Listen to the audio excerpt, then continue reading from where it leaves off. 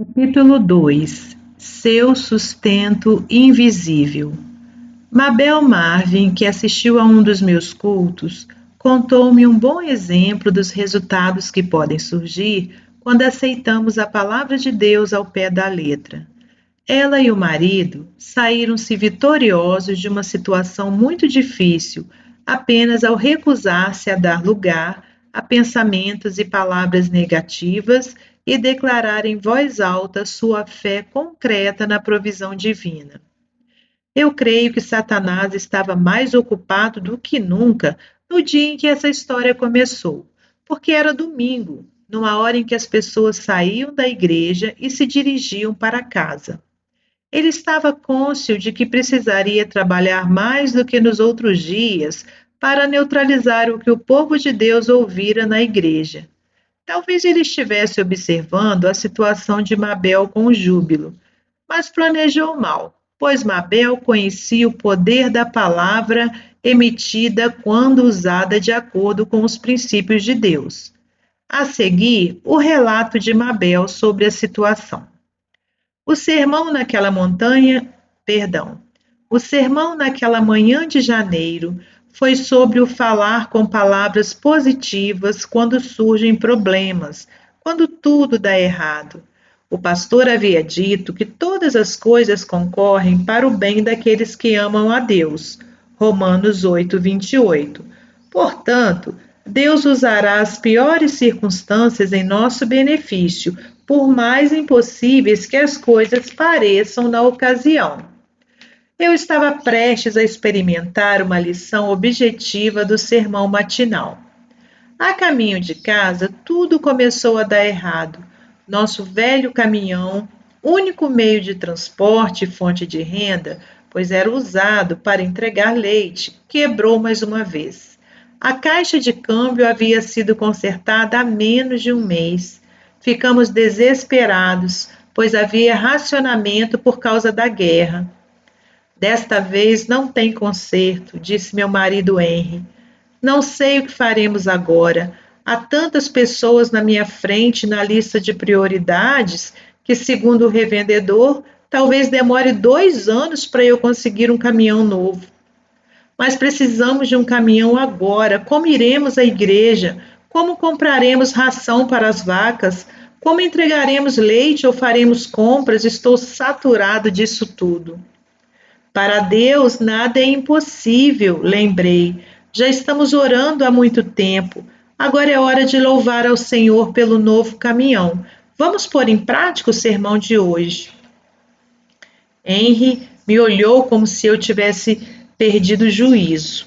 Hesitou por um momento e então disse: E se pusermos o sermão em prática e não recebermos um caminhão novo?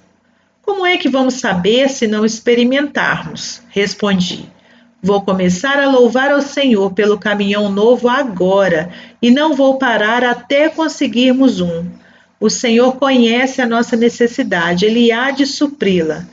Deus prometeu que supriria todas as nossas necessidades segundo a sua gloriosa riqueza em Cristo Jesus. Filipenses 4:19. Havia 2 colinas no trecho de mais de 3 quilômetros e o frio era cortante. Mas durante todo o trajeto louvamos ao Senhor pelo caminhão novo. E no dia seguinte eu continuei a louvar ao Senhor. Eu estava de joelhos ainda louvando ao Senhor quando Henry telefonou para contar que tinha um caminhão Dodge novo. O Sr. Johnson, que o levara à cidade depois que o nosso caminhão quebrou, havia entrado numa concessionária Dodge para resolver algum negócio. Havia chegado um caminhão na tarde anterior, mas quem o encomendou desistiu de comprá-lo porque a distância entre os eixos era pequena demais para ele. O Sr. Johnson mencionou nossa necessidade ao revendedor e Henry comprou um caminhão Dodge novo. Não há coincidências para Deus. Ou talvez eu deva reformular a frase e citar Sam Feldman, um querido irmão judeu no Senhor que costumava dizer: a coincidência é o trabalho artesanal de Deus. Aqueles que andam com Deus já viram coincidências demais depois de orar. muitas respostas acidentais às orações e com tamanha frequência que não acreditam mais em coincidências. Mabel Marvin experimentou o poder que existe em usar as palavras como instrumento de fé para abrir a porta para as abundantes bênçãos de Deus. Ela aprendeu que Deus era seu sustento invisível. Como aprender a tornar Deus o seu sustento invisível? É simples, basta seguir as instruções. Se você quiser aprender como se constrói uma lareira, basta comprar um manual que ensine a fazê-lo. Se quiser aprender a fazer uma torta, basta consultar um livro de receitas. Se você quiser saber como Deus provê suas necessidades, basta consultar seu manual de instruções. Segundo a revista Seleções, o grande inventor Buckminster Fuller, certa vez, declarou que o problema da espaçonave Terra era não ter um manual de instruções. Ele estava errado. A espaçonave Terra tem um manual de instruções e esse manual é a Bíblia. No que tange a você e a mim, o manual do fabricante que nos ensina a operar a espaçonave Terra e seus habitantes e também nos diz como transmitir nossos pedidos de assistência técnica ao fabricante. Em primeiro lugar, o manual ensina que se vamos pedir favores a Deus, precisamos estar em condições de estabelecer contato com Ele. Muitas pessoas acreditam que Deus não existe porque suas orações não são respondidas. Seria como afirmar que Dom Gossett não existe porque ele não atende ao telefone. Mas, de acordo com o nosso manual, há uma razão por que Deus não se comunica com algumas pessoas. Mas as vossas iniquidades fazem divisão entre vós e o vosso Deus, e os vossos pecados encobrem o seu rosto de vós, para que não vos ouça. Isaías 59:2. Deus não está morto, apenas não está ouvindo. Como Deus pode nos ouvir? O manual também abrange esse aspecto. Em primeiro lugar, não deveríamos nos surpreender por Deus não nos ouvir, pois o manual revela que todos pecaram. Romanos 3:23. Portanto, se temos problemas para entrar em contato com Deus, precisamos pedir-lhe que nos perdoe, que apague os nossos pecados. Ele pode perdoar os nossos pecados, porque Jesus Cristo, seu Filho, assumiu a nossa culpa. O Senhor fez cair sobre ele a iniquidade de nós todos. Isaías 53:6.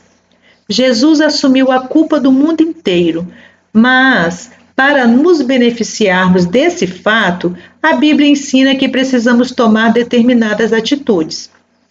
Arrependei-vos, pois, e convertei-vos, para que sejam apagados os vossos pecados. Atos 3:19. Arrepender-se é decidir viver segundo a vontade de Deus, pedir-lhe perdão pelos pecados cometidos. E se ainda não o fizemos, pedir a Jesus Cristo para entrar em nosso coração e em nossa vida. Apocalipse 3:20. Se já demos esses passos tão simples, o sangue de Jesus Cristo, seu Filho, nos purifica de todo pecado. 1 João 1:7. O Espírito de Cristo vem habitar em nós. Romanos 8:9. Tornamo-nos filhos e herdeiros de Deus. João 1:12. Romanos 8:16 e 17.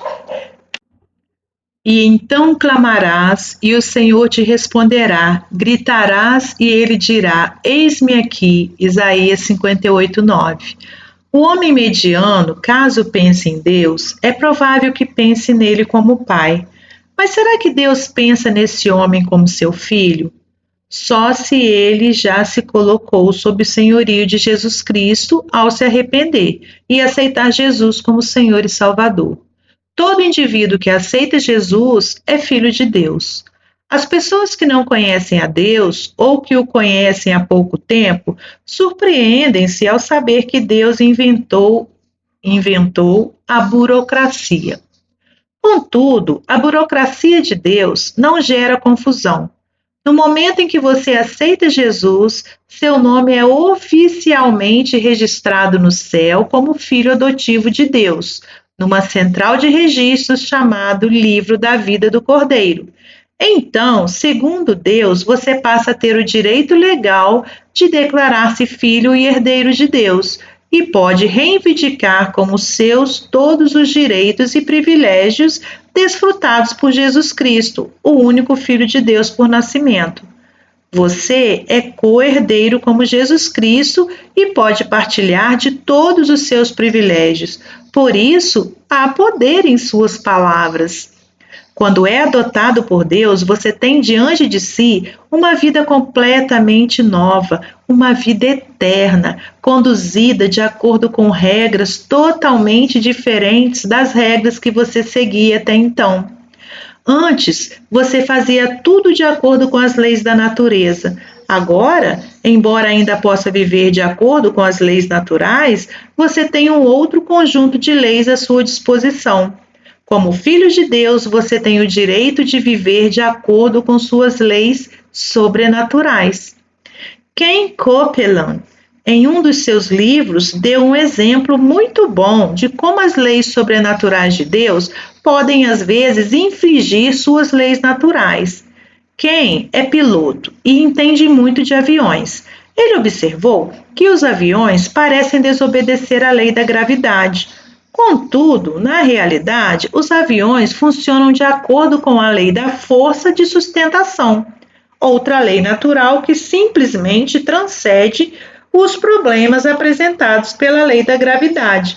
Da mesma maneira, as leis sobrenaturais de Deus transcendem suas leis naturais, de uma forma conhecida apenas por Deus. Seus filhos só precisam falar e crer, e aquilo que falaram se realizará.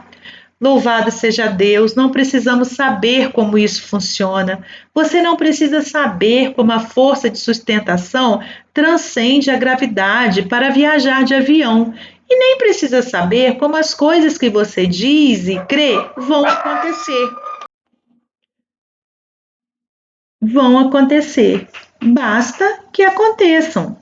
Exatamente como os filhos naturais do mundo precisam aprender a andar sem serem derrubados pela lei da gravidade. Os filhos sobrenaturais de Deus também precisam aprender como funcionam as leis sobrenaturais sem que sejam derrubados pelas leis naturais.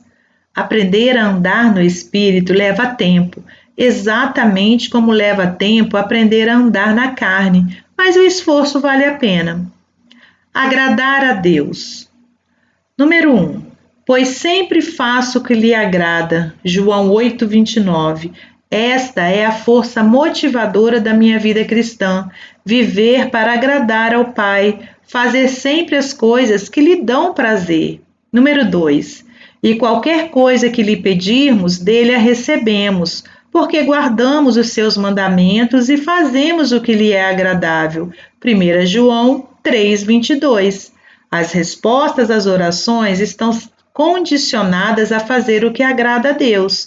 Se minhas orações não têm sido respondidas, preciso agradá-lo mais, pois sei que seus olhos estão sempre sobre mim. Número 3. Alcançou o testemunho de que agradar a Deus. Hebreus 11:5. Este é o desejo do meu coração, minha ousada ambição, receber igual testemunho de que agrado a Deus com minha vida, com meu tempo, com os meus talentos, com meu dinheiro, com tudo que tenho. Número 4. Sem fé é impossível agradar a Deus. Hebreus 11:6. Como só é possível agradar a Deus pela fé, viverei com ousadia pela fé. Como?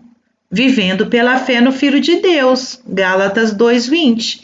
A palavra está junto de ti, está na tua boca e no teu coração. Isto é, a palavra da fé que pregamos. Romanos 10:8. A fé vem pelo ouvir e o ouvir pela palavra de Deus. Romanos 10:17. Número 5. Ou procura agradar a homens. Se estivesse agradando aos homens, não seria servo de Cristo. Gálatas 1:10. Como cristão verdadeiro, busco acima de tudo agradar ao meu Senhor.